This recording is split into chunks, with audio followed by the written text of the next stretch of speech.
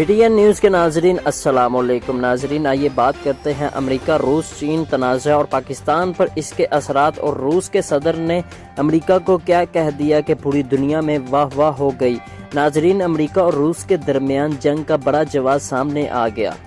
امریکہ نے روس اور چین کے خلاف ایک ساتھ دو محاذ کھول دیے ہیں۔ امریکہ کے صدر جو بائیڈن نے روسی ہم منصب پیوٹن کو قاتل کہا ہے۔ یہ انتہائی غیر معمولی صورتحال ہے، کیونکہ عہدہ صدارت پر برجمان شاید ہی امریکہ کے کسی صدر نے روسی ہم منصب کو کھلے عام قاتل قرار دیا ہو۔ جو بائیڈن اور پیوٹن ایسے صدر ہیں جو اپنے ممالک میں مختلف حیثیتوں میں طویل عرصے سے کسی نہ کسی صورت میں اہم عہدوں پر رہے ہیں۔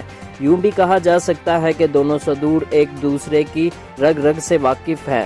روس کی درپردہ اسٹریٹجی کیسی بھی ہو، صدر پیوٹن نے امریکی صدر کو جواب دینے کے لیے دھیما لہجہ ہی اختیار کیا ہے۔ انہوں نے صدر بائیڈن کے لیے قاتل کا لفظ تو استعمال نہیں کیا، مگر یہ ضرور کہہ دیا ہے کہ بچپن میں کوئی ایک بچہ جب کسی دوسرے کو بری بات کہہ دیتا ہے تو جو اچھا بچہ ہوتا ہے وہ جواب دینے کے لیے سخت الفاظ استعمال نہیں کرتا، بس یہ کہنے پر ہی اکتفا کر لیتا ہے کہ جو تم نے کہا وہ تم ہی ہوگے، یعنی بات بھی کہہ دی اور کہی بھی نہیں۔ اور پوری دنیا نے پیوٹن کے اس جواب کو سراہا ہے۔ امریکہ اور روس کے درمیان اس کشیدگی کی یوں تو کئی ٹھوس وجوہات ہیں، مگر اب ایک بڑا جواز یہ بھی پیدا ہو گیا ہے کہ امریکی انٹیلیجنس کے نزدیک روس نے ایک بار پھر امریکی انتخابات میں مداخلت کی اور ڈونلڈ ٹرمپ کو دوبارہ صدر منتخب کرانے کی ناکام کوشش کی ہے۔ امریکیوں کا خیال ہے کہ ٹرمپ دور میں امریکہ کی خارجہ پالیسیاں انتہائی منفی اثرات کی حامل رہی۔ بہت سے اتحادی ناراض ہوئے اور کچھ تو نسبتاً دور بھی چلے گئے۔ اگر ٹرمپ دوبارہ منتخب ہو جاتے تو دھچکا صرف ڈیموکریٹک ہی کو نہ لگتا، بلکہ امریکہ کو بحیثیت سپر پاور مزید 4 سال تک اور خمیازہ بھگتنا پڑتا۔ پچھلے 2 اشروں میں روس بھی رفتہ رفتہ مزید مستحکم ہوا ہے۔ ماسکو نے واشنگٹن کو کئی محاذوں پر اس انداز سے چیلنج کیا ہے کہ امریکہ کے بڑھتے قدم روک دیے ہیں۔ شام اس کی سب سے بڑی مثال ہے، کیونکہ روس نے بشار الاسد کو عوام کا منتخب صدر تسلیم کیے رکھا اور ان کی حکومت پلٹنے کی امریکی کوشش ناکام بنا دی۔ اب روس نے افغانستان کے محاذ پر بھی امریکہ کو اپنی سیاسی طاقت کا زور دکھانا شروع کر دیا ہے۔ ماسکو فارمیٹ کے تحت امن مذاکرات اس کی جیتی جاگتی مثال ہے۔ امریکہ کو روس کا چیلنج تو ایک عرصے سے درپیش تھا ہی، پچھلے 2 اشروں میں چین بھی بڑی طاقت بن کر ابھرا ہے۔ شاید یہی وجہ تھی کہ بائیڈن انتظامیہ نے چین کو شروع ہی سے آڑے ہاتھوں لینے کا فیصلہ کر لیا ہے۔ الاسکا مذاکرات اسی رجحان کی ایک جھلک نظر آئی۔ عام طور پر جب وفود کی سطح پر بات ہوتی ہے تو میڈیا کو اس وقت کمرے میں آنے کی اجازت دی جاتی ہے۔ جب وفود کمرے میں داخل ہو رہے ہوں یا بیٹھ چکے ہوں تو ایک دوسرے کے ساتھ علیق سلیق اور رسمی جملوں کا تبادلہ کریں۔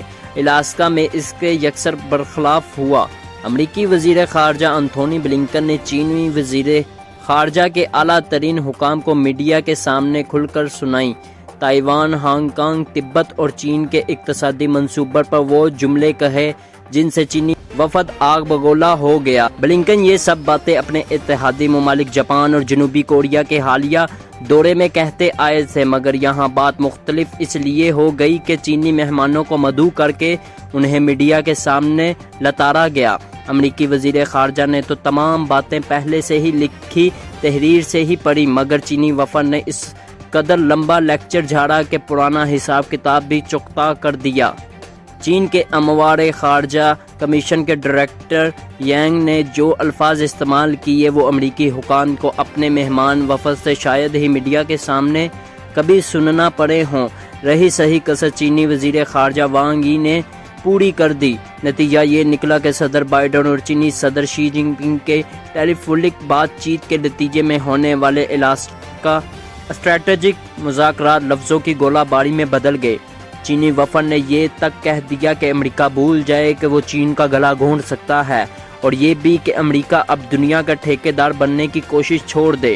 آگ اس لیے بھی بھڑکی کیونکہ واشنگٹن کا خیال ہے کہ جب امریکہ افغانستان، عراق، شام اور مشرق وسطیٰ کے دیگر ممالک میں شامل رہا تو چین نے رفتہ رفتہ خود کو نہ صرف فوجی سطح پر زیادہ مستحکم کر لیا بلکہ اقتصادی طور پر ون بیلٹ ون روڈ منصوبے سے ایک ایسا معاشی نیٹ ورک پھیلا لیا جو امریکہ کے اتحادیوں کو اس سے دور کر رہا ہے۔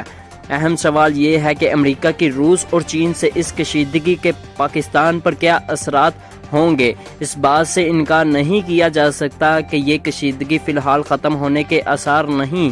امریکہ کے وزیر دفاع کا دورہ بھارت بھی چین ہی کے خلاف بھارت کو مضبوط کرنے کے تناظرے میں دیکھا جانا چاہیے۔ حال ہی میں کوارڈ سربراہ بات چیت بھی ہوئی ہے۔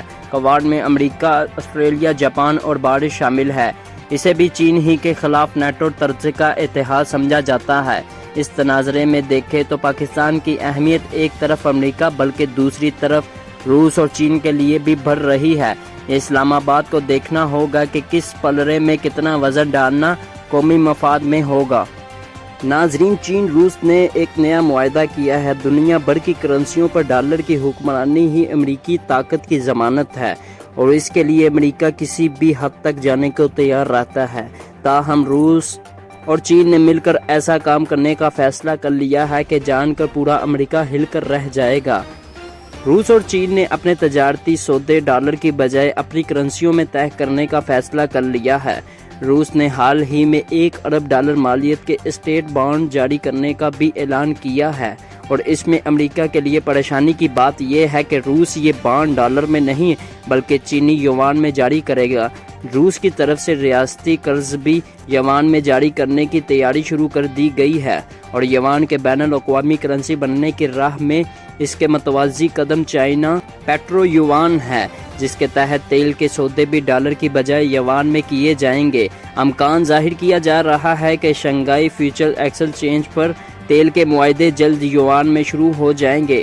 اس سے امریکہ کو بڑا دھچکا لگے گا اور امریکہ اس طرح پوری دنیا میں گھٹنے ٹیکنے پر مجبور ہو جائے گا۔ دوستو، ہمارے چینل کو سبسکرائب کر دیں تاکہ ہماری آنے والی ویڈیوز بر وقت آپ تک پہنچتی رہیں۔